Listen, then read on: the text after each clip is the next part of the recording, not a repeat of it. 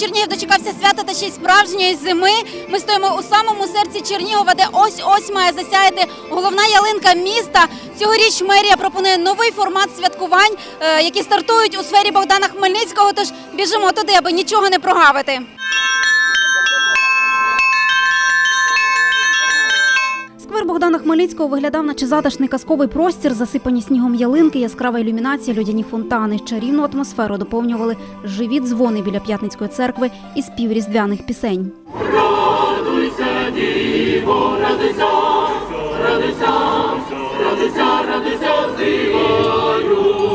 У сквері зібралося багато чернігівців, стояло повно дітвори. Малеча крізь натовп видивлялася особливого гостя – Святого Миколая. Не дивлячись на холод і сніг, його дуже чекали дітки. А як же я можу злякатися? Це погода чудова, вона чиста, світла, як сніжний покров, як усі серця добрих людей. Зі святами, мої любі! До людей Святий Миколай вийшов у супроводі янгола, який у руках тримав Божий вогонь. Саме цей вогник має запалити головну ялинку міста. Якщо будете чемні, далі завжди до вас прийду. І дарунків під подушечку вночі принесу. Божий вогонь Святий Миколай поніс на Красну площу. З головної сцени свята дідусь привітав чернігівців із початком новорічно-різдвяних свят і закликав робити добро один одному. Традиційно на відкриття ялинки прийшли керівники міста та області. Я бажаю всім здоров'я, я бажаю Чернігову процвітання. Хочеться в цей святковий день побажати, щоб єдине тільки, щоб сніг падав тільки в ті місця, де він приносить радість, а не приносить клопоти.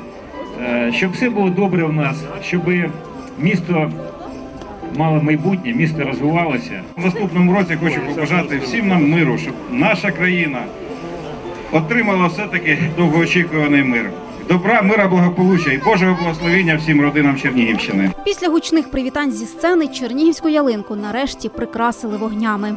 Нехай цей віфлеємський вогонь, як символ миру і добра, засяє святковими вогниками на нашій красуній ялинці. Ваші обласки всі дружно!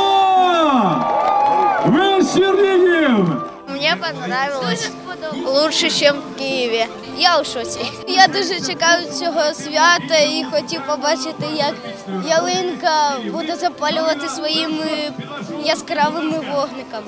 Дуже гарний. Всіх вітаємо зі святами, з відкриттям ялиночки нашої. Бажаємо вам кохання, здоров'я, щастя та радості. Так.